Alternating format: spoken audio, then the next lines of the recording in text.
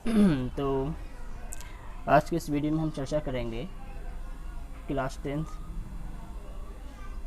के मैथ गणित की एक चैप्टर है।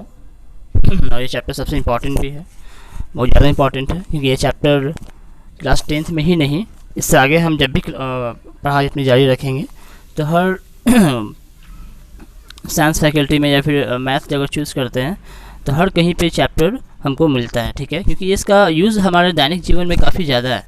मतलब त्रिकोणमिति का जो यूज़ है त्रिकोणमिति का, ठीक है, इसका हमारे दैनिक जीवन में मतलब काफ़ी सारे फील्ड्स में इसका इस चैप्टर का यूज़ इस्तेमाल होता है, ठीक है। चाहे वो वैज्ञानिकों द्वारा हो, चाहे वो खगोलविद द्वारा जो ग्रहों के बीच में दूरी ज्ञात करनी होती है, इसके अलावा इंजीनियरिंग वगैरह में, ठीक है। तो ऐसे कई सारे फील्ड्स में इस चैप्टर का यूज़ है। तो देखते हैं आगे। ये चैप्टर हमारा है क्लास 10th की, ठीक है, गणित है। एक चैप्टर है त्रिकोणमिति, ठीक है। एग्ज़ाम में इससे काफ़ी ज़्यादा मार्क्स का क्वेश्चंस आते हैं। आई थिंक 20-25 मार्क्स का क्वेश्चन इससे एग्ज़ाम में पूछे जाते हैं। तो देखते हैं क्या है इस चैप्टर में।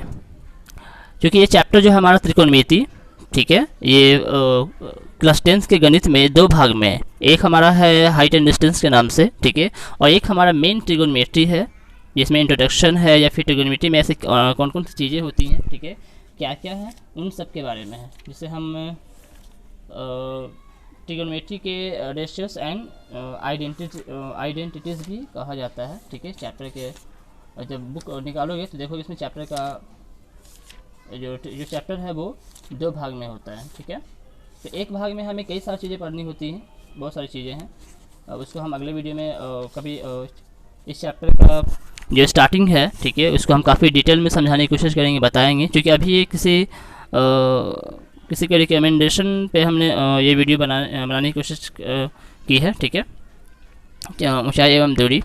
बाकी जो मेन चैप्टर है, पूरा चैप्टर, ठीक है, इस चैप्टर त्रिकोणमिति या फिर ट्रिगोनोमेट्री का, वो हम अगले किसी वीडियो में काफ़ी डिटेल में हम इसको समझाने की कोशिश करेंगे।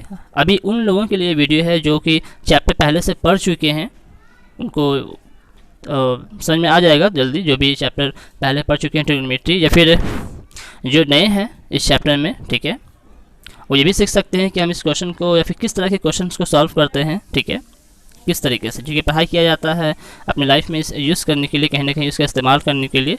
अदरवाइज़ हमारे पढ़ाई करने का कोई मकसद, कोई फ़ायदा नहीं हो जाता रह जाता है, ठीक है। तो जो नए हैं वो भी देख सकते हैं वीडियो को, कि हम लोग इस चैप्टर का यूज़ कहाँ करते हैं, अपने लाइफ के किस फील्ड में करते हैं, या फिर, ठीक है। और जो पहले से पढ़ चुके हैं, ये खास कर वीडियो तो उन लोगों के लिए है ही, ठीक है। तो चलते देखते हैं, स्टार्ट करते हैं। चैप्टर का नाम हमारा है त्रिकोणमिति, जिसे हम इंग्लिश में ट्रिगोनोमेट्री भी कहते हैं। और ये चैप्टर चूँकि हाइट एंड डिस्टेंस से है, ऊंचाई एवं दूरी से, ठीक है। और ये बताने की ज़्यादा आवश्यक नहीं होगी कि ऊंचाई और दूरी क्या होता है, ठीक है, हाइट एंड डिस्टेंस किसे कहते हैं, ये ऐसी बताने की आवश्यकता नहीं होगी। ये चैप्टर जब खोलोगे मैथ के बुक में, तो इस चैप्टर का नाम होगा त्रिकोणमिति के कुछ अनुप्रयोग। यहाँ पे एक वर्ड है अनुप्रयोग, विच इज़ कि इस चैप्टर का कहाँ कहाँ प्रयोग होता है, ठीक है, किस तरह के क्वेश्चन में प्रयोग होता है, क्या ज्ञात करने के लिए प्रयोग होता है, उसके बारे में हमें इसमें चर्चा करना या फिर सीखना है। तो आते देखते हैं। तो क्या क्या मैंने, जैसे मैं हर वीडियो में करता आया हूँ, ठीक है, जितने भी इंपॉर्टेंट टॉपिक्स होते हैं इस चैप्टर से रिलेटेड, उसको पहले मैंने एक जगह पर नोट डाउन कर लेता हूँ, ताकि समझना ईजी हो जाता है कि हमें क्या क्या पढ़ना है, क्या क्या सीखना है। अगर इसके अलावा कुछ छूट जाते हैं तो आप हमें बता सकते हैं, ठीक है, कमेंट्स बॉक्स में। आई होप कि कुछ ऐसा नहीं है जो छूट गया हो, फिर भी देखते हैं। तो एक हमें पढ़ना है क्षैतिज तल, जिसे कहते हैं। और ये सारी चीज़ें हैं वो क्वेश्चंस में पूछी जाती हैं, मतलब क्वेश्चन जब पढ़ोगे तो ये सारे वर्ड, ठीक है ना, कभी न कभी किसी न किसी क्वेश्चंस में, ठीक है, मोस्टली सभी क्वेश्चन में पूछा जाता है, कोई ना कोई वर्ड एक रहता है। तो और क्वेश्चन समझ में नहीं आने के रीज़न एक ही होता है कि हमें उस किसी पार्टिकुलर शब्द जो होते हैं, जो वर्ड होते हैं, उसका मीनिंग, उसका मतलब नहीं समझ में आता है, नहीं जान पाते हैं या नहीं जानते हैं, जिसकी वजह से हमें पूरा का पूरा क्वेश्चन समझ में नहीं आता है। ये सबसे बड़ा रीज़न है, ठीक है ना, किसी भी स्टूडेंट्स के लिए, किसी भी बच्चे के लिए, कि क्वेश्चन मैंने पढ़ा और क्वेश्चन समझ में नहीं आया, मतलब करना क्या है क्या नहीं करना है, यहाँ तक कि ज्ञात करना क्या करना है वो भी हमको पता नहीं चल पाता, नहीं समझ पाते हैं। सबसे आसान इसका यही मेथड है कि उस क्वेश्चन में जितने भी वर्ड यूज़ किए गए हैं, जितने भी शब्द यूज़ किए गए हैं, तुम उसको अपने शब्दों में आसान भाषा में उसको व्यक्त करने की कोशिश किया करो, ठीक है। जानने की कोशिश किया करो, समझने की कोशिश किया करो कि आखिर वो एक सिंपल सी भाषा में, जैसे हम लोग बातचीत करते हैं, कन्वर्सेशन करते हैं किसी दूसरे इंसान से, किसी भी पर्सन से, उस तरीके से उस क्वेश्चन को समझने की कोशिश किया करो, ठीक है। आई होप कि क्वेश्चन फिर दिक्कत नहीं होगा बनाने में या फिर समझने में दिक्कत कभी नहीं होगा। इसलिए हमें हर एक वर्ड, हर एक शब्द को डीपली समझना चाहिए कि उसका मतलब क्या है। ओके, तो एक क्षैतिज तल है, एक दृष्टि रेखा है, ठीक है, ये सब के बारे में बताएंगे। एक उन्नयन कोण है, अवनमन कोण, शीर्ष या चोटी और एक पाद बिंदु। ये सारे टॉपिक्स हैं जो कि हर क्वेश्चन में पूछे जाते हैं या फिर इस क्वेश्चन में यूज़ किए जाते हैं। तो अगर हम इसके बारे में नहीं बताएंगे या फिर नहीं जान पाओगे तो क्वेश्चन समझना मुश्किल हो जाएगा, ठीक है। और ये चैप्टर डायग्राम पे बेस्ड है, डायग्राम बनाना आपको ज़रूरी है। जब तक आप डायग्राम नहीं बनाएंगे, ठीक है, क्वेश्चन समझ में नहीं आएगा और ये समझ में नहीं आएगा कि हमको हल कैसे करना है या फिर निकालना क्या है, सॉल्व क्या करना है, ठीक है। तो चलिए स्टार्ट करते हैं। क्योंकि त्रिकोणमिति अगर आपने पढ़ा होगा तो आपको पता होगा कि ये पूरा चैप्टर एक समकोण पर आधारित है। किस पर आधारित है? एक राइट एंगल ट्रायंगल पे आधारित है बेस से। अब राइट एंगल हम लोग जानते हैं किसे कहते हैं, जिसका एक कोण समकोण होता है, 90 डिग्री का होता है, उसे हम समकोण त्रिभुज कहा जाता है। और समकोण त्रिभुज की पहचान है कि अगर 90 नहीं भी मेंशन है तो ये जो स्क्वायर बॉक्स होता है, ठीक है, ये किसी एक जगह पर अवस्थित होगा। तो हम इससे पहचान जाना है कि पूरा जो ट्रायंगल हमारा एक समकोण त्रिभुज है, ठीक है। जैसा कि हम सभी जानते हैं कि एक त्रिभुज के तीनों कोणों का सम होता है 180, ठीक है। 3 कोण होते हैं, 1, 2 और 3। तो एक तो 90 पहले से है और तीनों एंगल का सम होता है 180। तो इसमें से अगर 90 हटा दें तो बचा 90, विच इज़ कि इन दोनों को सम करने पर, क्योंकि 90 हमको लाना है, तो इन दोनों को सम करने पर क्या आना चाहिए? 90 आना चाहिए। तो सम करने पर विच इज़ मतलब ये 60 या 30 हो सकता है, 45 सकता है, मतलब कोई भी एक न्यून कोण हो सकता है। न्यून कोण हम सभी जानते हैं कि 0 से 90 के बीच के कोण को हम न्यून कोण कहते हैं, ठीक है। तो एक तो 90 पहले से वो होगा, इसमें कोई नहीं है, लेकिन उसके बाद के जो 2 कोण है, ठीक है, वो 2 न्यून कोण होगा और इसका यूज़ है हमारे इस क्वेश्चन को सॉल्व करने में। तो एक समकोण बेस ये चैप्टर है, ठीक है, समकोण पे ही आधारित है पूरा का पूरा। और हमें करना क्या होता है कि इस चैप्टर जो हमारा चैप्टर है ऊंचाई एवं दूरी, ठीक है, ऊंचाई एवं दूरी, अगर हम इस क्वेश्चन में समझें, इस फिगर में समझें, हाइट एंड डिस्टेंस क्या होगा? सिंपल सी बात है, ये हमारा हो गया हाइट, इसे हम ऊंचाई कहते हैं, और ये हमारा है दूरी, विच इज़ इस पॉइंट से इस पॉइंट के बीच क्या डिस्टेंस है, क्या है, वो हमारा है दूरी। तो ये बहुत बड़ा लॉजिक नहीं है कि किसे ऊंचाई या दूरी कहेंगे, ये बहुत आसान सी बात है कि जो खड़ा होता है वो उसकी हाइट कहलाता है, ठीक है, ऊंचाई कहते हैं। और जो किसी ज़मीन के एक ज़मीन के तल से सतह के किसी एक बिंदु से दूसरे बिंदु पर जब कोई रेखा खींची जाती है या फिर कोई दूरी तय की जाती है तो सब दूरी कहते हैं, डिस्टेंस कहते हैं, ठीक है। और यही हमें ज्ञात करना होता है, ठीक है। दूरी की जहाँ तक बात करते हैं तो इस पॉइंट से इस पॉइंट, ये भी एक दूरी है, ठीक है। इस पॉइंट से इस पॉइंट, ये भी एक दूरी है, मतलब 3 दूरी हो गई यहाँ पर, 3 भुजा, जिसे हम 3 दूरी भी कह सकते हैं, क्योंकि हम जानते हैं कि एक ट्रायंगल में, एक त्रिभुज में 3 भुजाएं होती हैं, तो हम कह सकते हैं कि 3 दूरी है। और क्वेश्चन में हमें सिर्फ ऊंचाई और दूरी ही ज्ञात करना है। तो दूरी कहने का मतलब क्या होगा कि अगर ऊंचाई के बारे में सिर्फ बात कर रहा है तो ऊंचाई तो ये नहीं हो सकता है, ऊंचाई ये नहीं हो सकता है, ऊंचाई हमेशा खड़ा होता है, स्ट्रेट होता है, क्योंकि ये, जबकि दूरी आपको ये भी हो सकता है, ठीक है, और ये भी हो सकता है। कर्ण के, अगर हम लोग समकोण त्रिभुज के हिसाब से बात करें तो ये हमारा एच कहलाता है, ठीक है, जिसे हम कर्ण कहते हैं हिंदी में। ये हमारा बी कहलाता है, जिसे हम बेस कहते हैं, और ये हमारा पी कहलाता है, विच इज़ परपेंडिकुलर, ठीक है। तो H for not height, it is the hypotenuse, ठीक है, कर्ण। हाइट हमारा ये है, हम नाम मेंशन कर सकते हैं ए, बी एंड सी। यहाँ हम कह सकते हैं कि हमारा बी एक समकोण है, हमारा बी एक 90 डिग्री है, बाकी ए और सी कोई भी 2 न्यून कोण हो सकता है। कहने का मतलब ये हुआ। अब चैप्टर में आते हैं, ये जो हमारा टॉपिक्स हैं इसको पहले समझ लेते हैं, तब जाकर आगे हम बताएंगे कैसे क्वेश्चन को सॉल्व करना है। तो कुछ ऐसे बातें जैसे क्षैतिज तल जिसको हम हॉरिजॉन्टल प्लेन भी कहते हैं, ठीक है, हॉरिजॉन्टल प्लेन, क्षैतिज तल और हॉरिजॉन्टल आपने पढ़ा होगा पहले भी, जो इस तरह का होता है, ऐसा, मतलब ये जो ज़मीन के सतह से सतह के समानांतर होता है, मतलब ज़मीन जैसे होता है तो ज़मीन किस तरह से होता है ऐसे, ठीक है। तो ज़मीन जो हमारा ये ज़मीन है, तो ज़मीन के परे, ज़मीन से समानांतर, ठीक है, या ज़मीन के सतह से सटा हुआ जो रेखा होता है उसे हम क्षैतिज कहते हैं।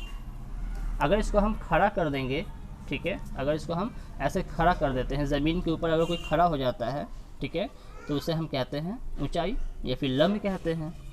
तो ज़मीन के समानांतर अगर कोई रेखा खींची जाती है, मतलब ज़मीन है ये और इसके समानांतर अगर कोई हम रेखा खींचते हैं तो उसे हम क्षैतिज तल कहते हैं। समझ में आ गई, ठीक है। तो हम कह सकते हैं कि ये जो हमारा है ना, ये एक क्षैतिज तल है। क्या है? एक क्षैतिज तल है।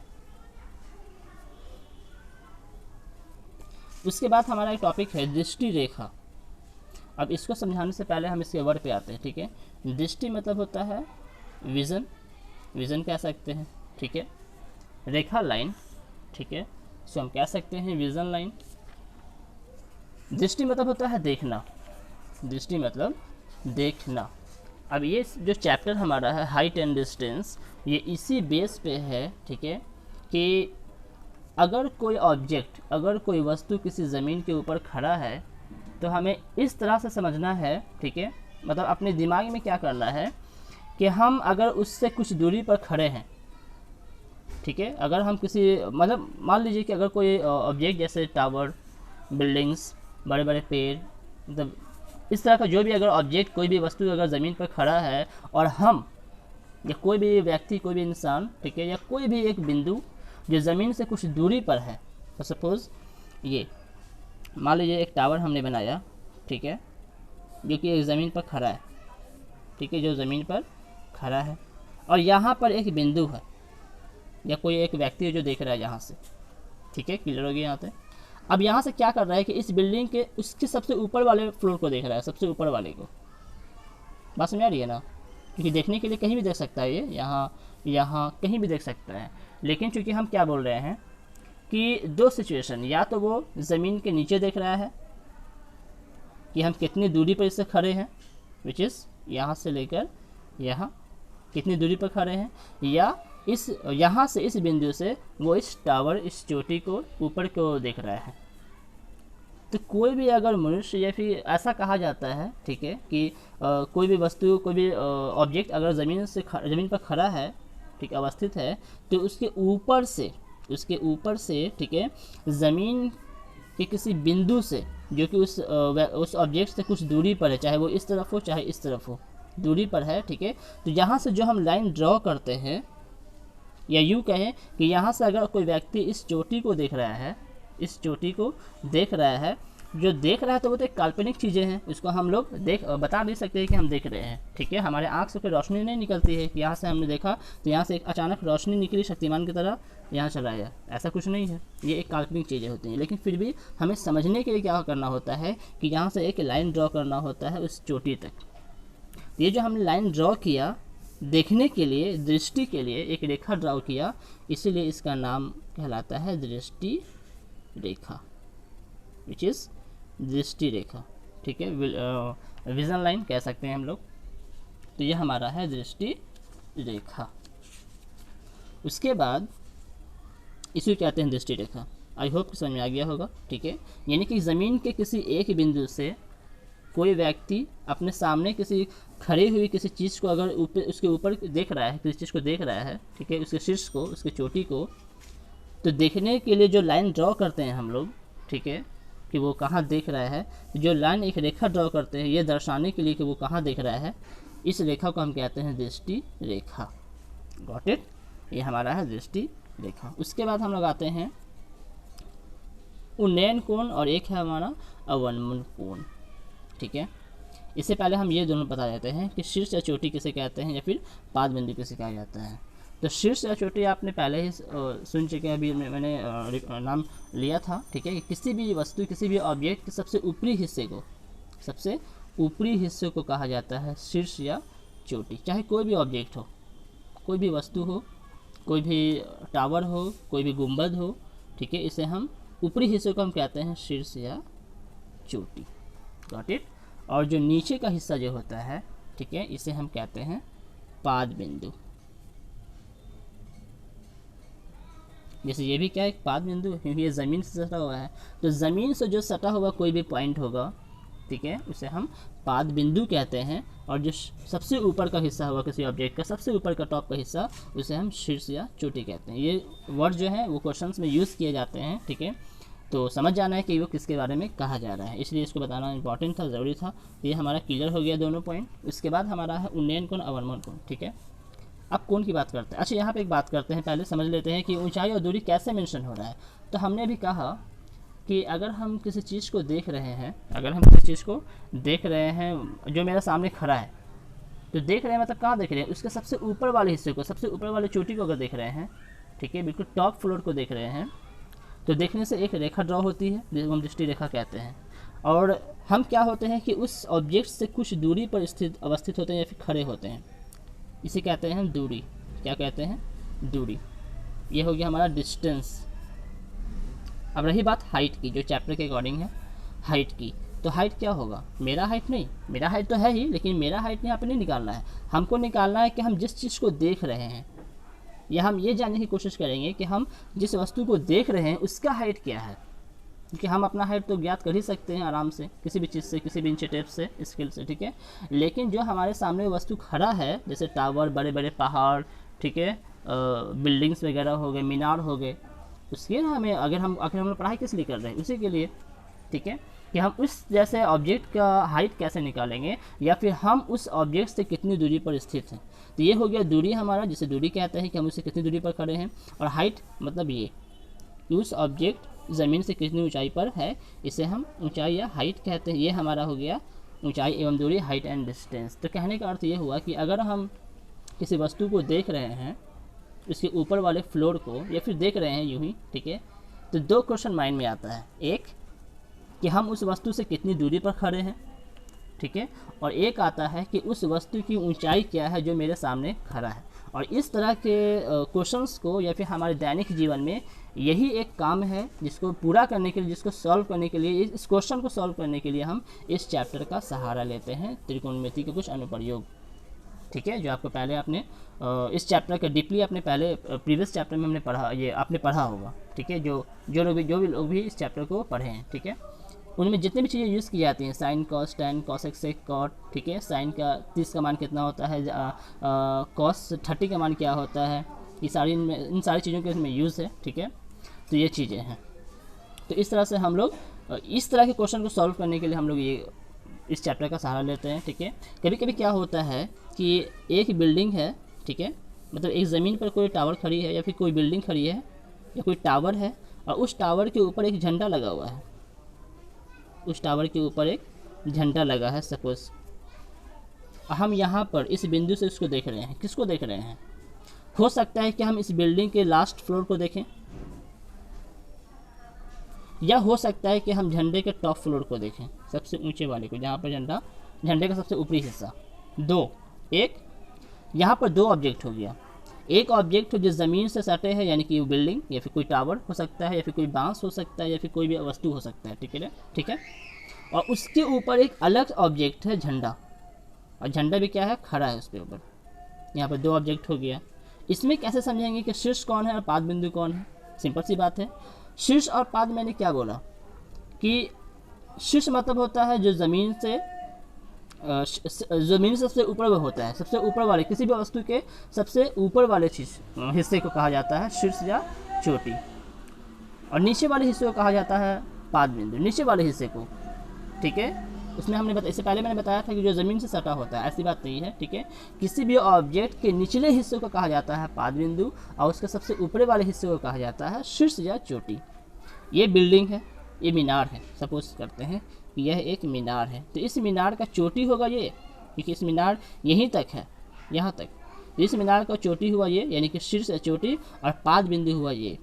अगर हम झंडे की बात करते हैं, सिर्फ झंडा, तो झंडा यहाँ से कहाँ, इतना ही है, ठीक है, तो इस झंडे का शीर्ष कौन होगा? ये वाला हिस्सा, ठीक है, ये, और इस झंडे का पाद बिंदु कौन होगा? ये, जहाँ से झंडा बंधा है या खड़ा है, ये वाला, ये होगा इसका पाद बिंदु। झंडे का पाद बिंदु झंडे का निचला हिस्सा, और झंडे का शीर्ष कहलाएगा चोटी। बिल्डिंग का या मीनार का शीर्ष कहलाएगा ये, अपाद बिंदु कहलाएगा ये। तो ये चीज़ को समझना है, क्योंकि ये क्वेश्चन एग्जाम में पूछता है या रहता है क्वेश्चन। ये सारी जब बनाओगे तो तुम देखोगे कि इस तरह का क्वेश्चन होगा। तो उसमें पाद और शीर्ष कौन होगा ये समझना है आपको। शीर्ष हमेशा याद रखना है कि शीर्ष किसी भी वस्तु के ऊपरी हिस्से को कहा जाता है, चाहे वो कहीं भी हो, चाहे वो हवा में क्यों ना लटका हो। सबसे ऊपरी हिस्से को कहेंगे हम लोग शीर्ष, और उसके निचले वाले हिस्से को कहा जाता है पाद बिंदु। अगर वो हवा में है, कोई वस्तु अगर हवा में भी है तो उसके निचले वाले हिस्से को कहेंगे पाद बिंदु और सबसे ऊपरी वाले हिस्से को कहेंगे चोटी। ये सारी चीज़ें क्लियर हो गया। अब आते हैं कि क्वेश्चन में करना क्या होता है। हमें करना ये होता है कि कोई भी अगर क्वेश्चन दे रहा है तो पहले क्वेश्चन को अपने तरीके से समझना है कि क्वेश्चन कह क्या रहा है। जैसे मैंने अभी बताया एक एग्जांपल लेकर के, ठीक है, इस तरीके से क्वेश्चन को पहले समझना है और उसके अकॉर्डिंग आपको फिगर ड्रॉ करना है। फिगर ड्रॉ करने के बाद सबसे इम्पॉर्टेंट काम क्या होता है कि हमें माइंड में, अपने दिमाग में एक समकोण ट्रायंगल क्रिएट करना है और वहाँ पर शो भी करना है। उस फिगर के अकॉर्डिंग हमें अपने दिमाग में, अपने माइंड में, ठीक है, एक समकोण त्रिभुज को क्रिएट करना है, बनाना है। तभी आप उसको सॉल्व कर सकते हैं उस क्वेश्चन को, या फिर तभी हम उसको हल कर सकते हैं। ठीक है, जैसे अभी हमने बताया था कि एक टावर है और इस टावर को हम इसके कुछ दूरी पर कोई इंसान उसको देख रहा है। ठीक है, तो यहाँ पे एक समकोण त्रिभुज बन रहा है कि नहीं बन रहा है? बिल्कुल बन रहा है। ठीक है, ये यहाँ से ये और जहाँ से ये खड़ा है ये हिस्सा, तो ये हमारा हो गया समकोण। ये हमारा हो गया लंब, यानी कि जिसको हम पी कहते हैं, ये हमारा पी हो गया। ये हमारा हो गया बी, आधार।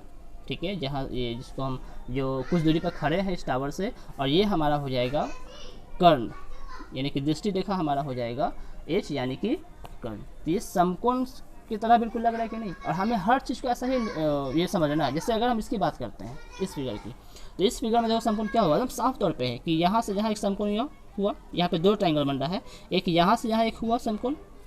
इसको अगर छिपा दें तो ये नाम दे देते हैं ए, बी एंड सी। और एक हमारा हो गया पूरा, यहाँ से लेकर यहाँ तक ये पूरा। अगर इस लाइन को अगर हम छिपा दें तो यहाँ से लेकर ये, ठीक है, और यहाँ से ये पूरा का पूरा, यानी कि ये यहाँ से पूरा एक ट्रायंगल। ओके, एक नाम दे देते हैं डी, यानी कि एक डी सी बी और एक ए सी बी, या फिर D B C A B C. यहाँ पर दो ट्रायंगल है और हमें दो बार काम करना होगा।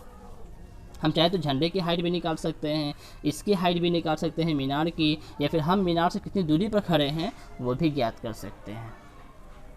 क्लियर है यहाँ तक? कैसे ज्ञात करते हैं वो क्वेश्चन में अलग अलग तरीके से क्वेश्चन पूछे जाते हैं, उसको हल भी वैसे ही करना है, जब आगे हम बताएंगे भी कैसे करना है। ठीक है, तो हमें करना क्या होता है कि क्वेश्चन के अकॉर्डिंग अपने माइंड में एक समकोण ट्रायंगल क्रिएट करना है, और यह समझना सबसे इंपॉर्टेंट यही है, यही मेन हिस्सा है इस चैप्टर का, कि हमने जो फिगर समझा है ये क्वेश्चन के अकॉर्डिंग, ठीक है, उसके हिसाब से हमें एक समकोण त्रिभुज क्रिएट करना है अपने दिमाग में। समझना है कि समकोण बन कैसे रहा है, ये चीज़ समझना है। Got it?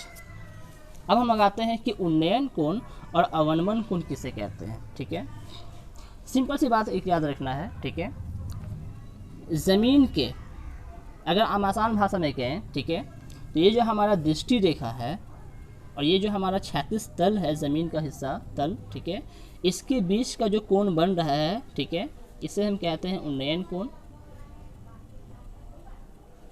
उन्नयन कोण। अब रही बात अवनमन कोण। ठीक है, उन्नयन को हम ऐसे भी समझ सकते हैं कि किसी भी समकोण में निचले वाले हिस्से को, निचले वाले कोण को कहते हैं उन्नयन कोण, और ऊपर वाले कोण को कहते हैं अवनमन कोण। अब ऊपर वाला कोण किससे कैसे बनेगा इसको समझना है। ठीक है, तो अगर ये हमारा फिगर है, एक समकोण ट्रायंगल है, ठीक है, ये हमारा हो गया उन्नयन कोण, ये वाला हिस्सा, तो ये अवनमन कोण नहीं होगा, बिल्कुल नहीं। ठीक है, ऊपर अवनमन कोण के लिए क्या होता है कि जैसे हमने क्या किया है कि दृष्टि रेखा जो हमने लिया है एक, इसके हिसाब से हमने एक कोण बनाया है, तो इसके हिसाब से हमने बनाया एक, यानी कि क्षैतिज तल को लेकर भी बनाया है। तो आपको करना क्या होता है कि जैसे उन्नयन कोण क्षैतिज तल और शीर्ष रेखा से मिलकर बना है, उसके बीच की दूरी को उन्नयन कोण कहा गया, उसी तरीके से क्या करना होता है कि ऊपर में भी आपको कोई ना कोई क्षैतिज तल लेना है। तो क्या होता क्या है कि अब ज़मीन तो ऊपर नहीं जा सकता है, तो हम लोग क्या करते हैं कि इस ज़मीन के, यानी कि इस क्षैतिज तल के समानांतर एक तल बनाते हैं वर्चुअल लाइन से, एक काल्पनिक लाइन से, एक डॉट डॉट से, इसके समानांतर। याद रखना अवनमन कोण के लिए, अगर अवनमन कोण कह रहा है किसी क्वेश्चन में, तो आपको क्या करना है कि इस क्षैतिज तल के समानांतर एक रेखा खींचनी है ऊपर में, अब क्या हो गया कि इस दृष्टि रेखा और इस क्षैतिज तल के बीच के कोण को कहेंगे अवनमन कोण, या यूँ कह सकते हैं अगर आसान भाषा में कि ऊपर वाले कोण को कहेंगे अवनमन कोण जो कि ज़मीन से समानांतर होगा क्षैतिज तल, और नीचे वाले कोण को कहेंगे उन्नयन कोण। क्लियर है? ये था हमारा अवनमन कोण और उन्नयन कोण। अब हम लोग आते हैं कि क्वेश्चंस को सॉल्व कैसे किया जाता है, कैसे बनाया जाता है। ठीक है, क्वेश्चन एक पढ़ लेते हैं। तो इन सब चीज़ों को ठीक है ना दोबारा कॉपी में लिख करके ये सारे पॉइंट्स को और खुद से ठीक है सारे टॉपिक को समझने की कोशिश करो। जब तक ये सारी चीज़ समझ में नहीं आएगा, याद नहीं होगा, ठीक है, माइंड में सेट नहीं होगा, तब तक आप क्वेश्चन को सॉल्व नहीं कर सकते हैं। ऐसा तो नहीं करना है कि हम क्वेश्चन को पढ़ेंगे फिर यहाँ देखेंगे किसे कहा जाता है, उसका परिभाषा लिखेंगे देखेंगे, ऐसा नहीं होना चाहिए। ठीक है, ये सारे पॉइंट्स को वीडियो देखने के बाद, जहाँ तक वीडियो आपने देख चुका है, ठीक है, यहाँ से पॉज करने के बाद पॉज कर दो और जितने टॉपिक्स हमने पहले लिखा था इन सारे टॉपिक्स को एक कॉपी में एक जगह पर लिख लो, और लिखने के बाद खुद से हर एक टॉपिक्स को समझो, क्लियर ऐसे टिक लगा लो। ये हो गया, समझ में आ गया हमको बनाकर कि टिक, ये समझ में आ गया टिक, ये समझ में आ गया टिक, ये क्या होता है टिक। इस तरह से आपको करना है। अगर ये पूरा रिवाइज हो जाएगा, अच्छे तरीके से समझ में आ जाएगा, तब हम क्वेश्चन को बनाएंगे। तो देखते हैं कैसे बनाते हैं।